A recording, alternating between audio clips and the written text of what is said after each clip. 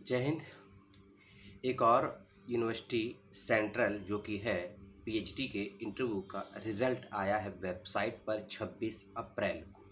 30 अप्रैल को वीडियो देख रहे हैं और फीस सबमिट करने की लास्ट डेट 1 मई 2023 है। आपने सही सुना, फीस सबमिट करने की लास्ट डेट 1 मई 2030 है। वीडियो की जो इन्फॉर्मेशन है मुझे लेट से प्राप्त हुई है, इसलिए वीडियो आपको देरी से प्राप्त हो रहा है और जो ये देरी हुई है उसके लिए मैं क्षमा प्रार्थी हूँ। लगभग 24 घंटे का समय आपके पास शेष है फीस को सबमिट करने के लिए। जिन बच्चों का चयन हुआ है सेंट्रल यूनिवर्सिटी ऑफ पंजाब में पीएचडी के नए सत्र 23 और 24 के लिए, कौन से डिपार्टमेंट में कितने बच्चों का सिलेक्शन हुआ ये आपको बता दूंगा। कौन कौन से इम्पॉर्टेंट डॉक्यूमेंट है जो आपको लगाने पड़ेंगे अप्लाई करते वक्त में ज़रूरी, ये आपको बता दूंगा। और साथ ही साथ में किस फेलोशिप का आपको लाभ मिलेगा, क्योंकि आप सभी जानते हैं एग्जाम कैटेगरी के फॉर्म थे, तो आपका चयन किस आधार पर हुआ है इसको थोड़ा ध्यान से देखिएगा, क्योंकि उसका प्रमाण आपको लगाना होगा एडमिशन की फीस जमा करते वक्त में। फूड साइंस एंड टेक्नोलॉजी में एक स्टूडेंट का चयन हुआ है, बायोकेमिस्ट्री में 4 बच्चों का, बॉटनी में हुआ है, ये मेरे सामने है 3, 3, 6 एंड 7 एंड 3, 10 बच्चों का हुआ है बॉटनी में। केमिस्ट्री डिपार्टमेंट में 6 बच्चों का चयन हुआ है।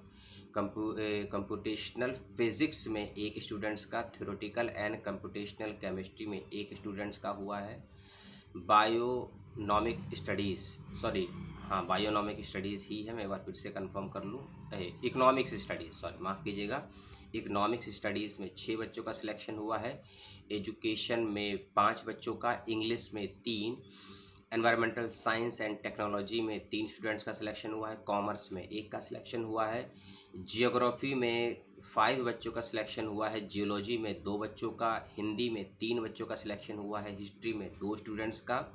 मैं सेंट्रल यूनिवर्सिटी ऑफ पंजाब की बात कर रहा हूँ, 23 और 24 का फॉर्म है। ह्यूमन जेनेटिक्स में 2 स्टूडेंट्स का, मॉलिकुलर मेडिसन में 1, लॉ के अंदर हुआ है 3 एंड 6 एंड 9, लॉ के अंदर 9 बच्चों का सिलेक्शन हुआ है। लाइब्रेरी इंफॉर्मेशन साइंस में 2 बच्चों का सिलेक्शन हुआ है, mass communication and journalism studies में 1, मैथमेटिक्स में 5, स्टैटिक्स में 1, माइक्रोबायोलॉजी में 2, म्यूज़िक में 1, थिएटर में 1, फार्माकोलॉजी में 3, फिज़िक्स में 3, साइकोलॉजी में 3, पंजाबी जो भाषा है उसमें 6, सोशोलॉजी में 5, पॉलिटिकल साइंस में 4, जियोलॉजी में 2। ठीक है, कुछ बच्चों के नाम वेटिंग लिस्ट में भी हैं, कुछ डिपार्टमेंट में, खासकर इकोनॉमिक्स स्टडीज़ में 3 बच्चों का नाम वेटिंग लिस्ट में है, कॉमर्स में 1 बच्चे का नाम वेटिंग लिस्ट में है, जियोग्राफी में यानी कि भूगोल में 3 बच्चों का नाम वेटिंग लिस्ट में है, हिंदी में 2 और मैथमेटिक्स में 1 बच्चे का नाम वेटिंग लिस्ट में है।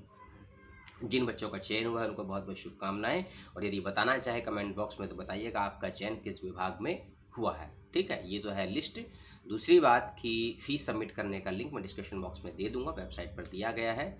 1 मई 2023 तक आपको फ़ीस सबमिट कर देनी है। इसमें ये भी लिखा है कि जो बच्चे सिलेक्टेड हुए हैं यदि वो 1 मई 2023 मिड रात्रि तक फ़ीस जमा नहीं करते हैं तो उनका एडमिशन रद्द कर दिया जाएगा। और जिन बच्चों के नाम वेटिंग लिस्ट में हैं, जो मैंने आपको बताया अभी कि 10 बच्चों के नाम वेटिंग लिस्ट में है, उनमें से उन बच्चों का चयन के लिए नामांकन दे दिया जाएगा। याद रखिएगा, अगर किसी डिपार्टमेंट में वेटिंग लिस्ट एससी कैटेगरी की है तो उस पर चयन एससी कैटेगरी के बच्चे का ही होगा, और यदि किसी डिपार्टमेंट में सीट कोई ओबीसी की खाली होती है, जनरल की खाली होती है, तो उस पर उसी कैटेगरी के बच्चे का चयन होगा, ऐसा नियम कहता है। कितना विश्वविद्यालय मानता है नहीं मानता है ये अलग बात है। ठीक है, दूसरी बात, लिस्ट में आप लोग अपना डिपार्टमेंट चेक कर लेंगे, अपना प्रोग्राम चेक कर लेंगे, अपने नाम की स्पेलिंग, आपका चयन किस कैटेगरी के तहत हुआ है, एप्लीकेशन आईडी, टोटल आपके कितने नंबर आए थे इंटरव्यू और ऑफिस को मिलाकर, और साथ ही साथ आपका चयन यूजीसी नेट के बेस पर हुआ है या नॉन नेट के, या फिर जेआरएफ के बेस पर हुआ है, सीएसआईआर जेआरएफ के बेस पर हुआ है, एनएफ ओबीसी के बेस पर हुआ है, और एक बच्चा इसमें डीएसटी जो फेलोशिप होती है इंस्पायर उसके बेस पर भी हुआ है, गेस्ट ठीक है, और गेट के बेस पर भी एडमिशन हुआ है बच्चों का। ये सब आप देख लेंगे और इसका प्रमाण आपको लगाना होगा अप्लाई करते वक्त में। इसके अलावा जो बच्चे एससी हैं, एसटी हैं, ओबीसी नॉन क्रीमी लेयर या ईडब्ल्यूएस कैटेगरी में आते हैं, वो उन बच्चों को अपना ऑरिजिनल सर्टिफिकेट भी लगाना होगा, अपलोड करना होगा। और ख़ासकर वो बच्चे जो ओबीसी नॉन क्रीमी लेयर के हैं या ईडब्ल्यूएस के हैं, याद रखिएगा उनका सर्टिफिकेट 3 या 6 महीने से ज़्यादा पुराना नहीं होना चाहिए, नहीं तो दिक्कत हो सकती है डॉक्यूमेंट वेरिफिकेशन के वक्त में। तो ये है सेंट्रल यूनिवर्सिटी ऑफ पंजाब के पीएचडी के इंटरव्यू का फाइनल रिजल्ट 1 मई 2023 यानी कि कल है 1 मई, और मजदूर दिवस भी है। मजदूर दिवस की शुभकामनाएं। जिनका चयन हुआ है उनको भी बेहद शुभकामनाएं। चयन ना होने का क्या कारण है, इसका जवाब आपको विश्वविद्यालय ही दे पाएगा।